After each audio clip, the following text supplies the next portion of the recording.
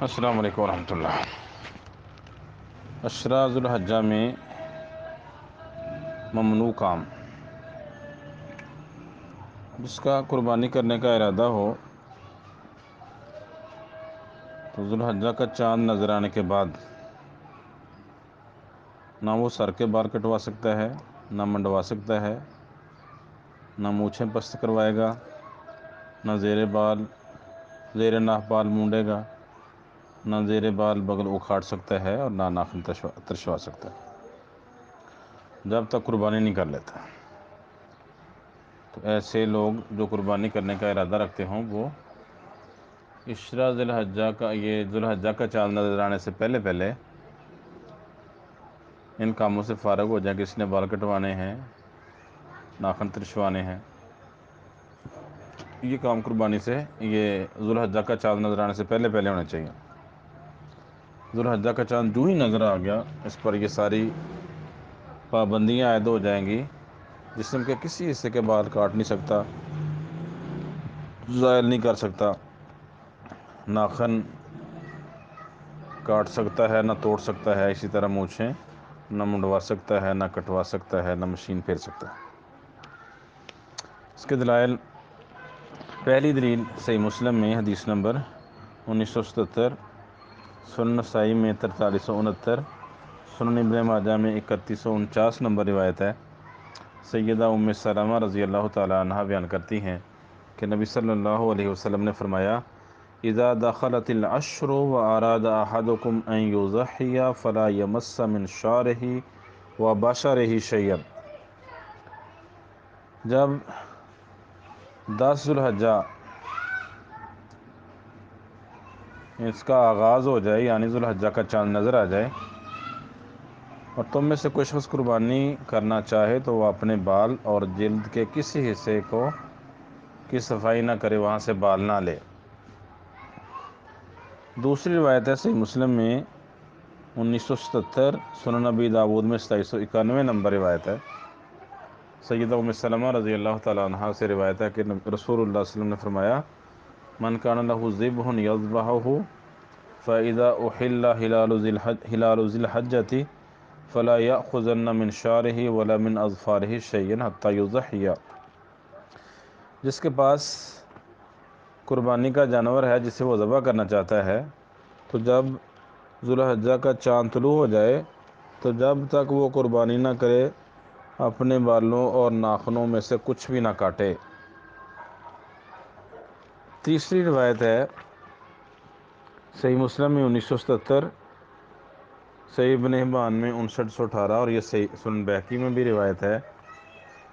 عمر بن مسلم بن عمار لیثی تابعی ہیں، بیان کرتے ہیں: ہم عید الاضحیٰ سے چند روز قبل حمام میں تھے، غسل خانے جہاں گرم پانی ہوتا ہے نہانے کے لیے، تو وہاں پہ کچھ لوگوں نے زیر ناف بالوں کی صفائی کے لیے بال صفا پاؤڈر استعمال کیا۔ اس پر کسی حجام نے کہا: سعید بن مسیب رحمہ اللہ ذو الحجہ کے ابتدائی 10 دنوں میں اس عمل کو مکروہ قرار دیتے ہیں یا اسے منع کرتے ہیں۔ پھر عمر بن مسلم بن عمار راوی کہتے ہیں: میں سعید بن مسیب سے ملا تو میں نے مذکورہ واقعہ انہیں بیان کیا، تو انہوں نے کہا: بھتیجے، یقیناً یہ حدیث بلا دی گئی ہے اور متروک ہو چکی ہے۔ مجھے نبی صلی اللہ علیہ وسلم کی زوجہ محترمہ سیدہ ام سلمہ نے حدیث بیان کی کہ رسول اللہ صلی اللہ علیہ وسلم نے فرمایا: جس کے پاس قربانی کا جانور ہے جسے وہ ذبح کرنا چاہتا ہے، تو ذو الحجہ کا چاند طلوع ہونے کے بعد جب تک قربانی نہ کر لے، نہ اپنے بال اور نہ ناخنوں کو چھوئے کاٹے، نہ ناخن کاٹ سکتا ہے نہ بال کاٹ سکتا، بالکل ہی نہیں کاٹ سکتا۔ تو ان احادیث سے یہ ثابت ہوا کہ جس کا قربانی کا ارادہ ہے وہ والا شخص، جس کا قربانی کا ارادہ نہیں، وہ اس حکم میں شامل نہیں۔ ذو الحجہ کے ابتدائی 10 دنوں میں چاند طلوع ہونے کے بعد نہ کسی جسم کے حصے کے بال کاٹ سکتا ہے، نہ مونڈ سکتا ہے، نہ اکھاڑ سکتا ہے، اور نہ ناخن کاٹ سکتا ہے۔ یہ عمل اس کے لیے حرام ہوگا۔ قربانی کے بعد جسم کے بال کاٹنا، مونڈنا، اکھاڑنا، ناخن تراشنا جائز و مباح ہے۔ تو اس بارے میں علماء کے کئی مسالک بھی ہیں، مذاہب ہیں، آراء ہیں۔ تو 3 طرح کے موقع پائے جاتے ہیں ذوالحجہ میں بالوں اور ناخنوں کے کاٹنے کے حوالے سے۔ ایک موقف ہے کہ یہ عمل حرام ہے، دوسرا موقف ہے یہ مکروہ تنزیہی ہے، حرام نہیں، تیسرا موقف ہے یہ جائز ہے۔ پہلا موقف ہے سعید بن مسیب، ربیعہ، احمد بن حنبل، اسحاق بن راہویہ، داؤد ظاہری اور بعض شافعیہ کا کہ جس نے قربانی کرنی ہے اس کے لیے بال زائل کرنا اور ناخن تراش کرنا حرام ہے جب تک وہ قربانی ذبح نہ کر لے۔ امام شافعی، دوسرا موقف ہے امام شافعی اور ان کے اصحاب کا کہ یہ عمل مکروہ تنزیہی ہے، حرام نہیں۔ تیسرا موقف ہے امام ابو حنیفہ کا، یہ عمل مکروہ نہیں بلکہ جائز ہے، کیونکہ قربانی کرنے والا بیوی سے مباشرت کر سکتا ہے، لباس پہن سکتا ہے، اس کے لیے یہ چیزیں حرام نہیں ہیں۔ لہذا جیسے قربانی نہ کرنے والے کے لیے بال زائل کرنا اور ناخن تراشنا مکروہ نہیں، اسی طرح قربانی کرنے والے کے لیے یہ چیزیں مکروہ نہیں ہیں۔ یہ ساری تینوں مسالک مذاہب نیل الاوطار میں امام شوکانی رحمہ اللہ نے درج کیے ہیں اور ابو حنیفہ کے اس موقف کی تردید بھی کی ہے۔ راجح موقف تو دلائل کی روح سے راجح موقف یہی ہے کہ ان دنوں میں جس نے قربانی کرنی ہے وہ بالوں کو، ناخنوں کو نہ کاٹ سکتا ہے، نہ توڑ سکتا ہے، نہ ترشوا سکتا ہے، کچھ بھی نہیں کر سکتا۔ ابن قدامہ حنبلی نے المغنی ان کی کتاب ہے، اس میں یہی موقف اختیار کیا ہے کہ یہاں اللہ کے رسول نے منع کیا ہے، تم آپ کی نہیں حرمت پر دلالت کرتی ہے، تو اس لیے یہ عمل حرام ہے۔ امام شوکانی رحمہ اللہ نے نیل الاوطار میں جو پیچھے ہم نے حدیث بیان کی ہیں اس سے یہی موقف اختیار کیا ہے اور اسے راجح قرار دیا ہے کہ ان چیزوں کی حرمت ثابت ہوتی ہے۔ اب اگر کسی سے غلطی سے یہ کام ہو جائے، قربانی کرنی ہے اور غلطی سے یا ویسے ہی قصدن وہ بال کاٹ لیتا ہے یا ناخن ترشوا لیتا ہے یا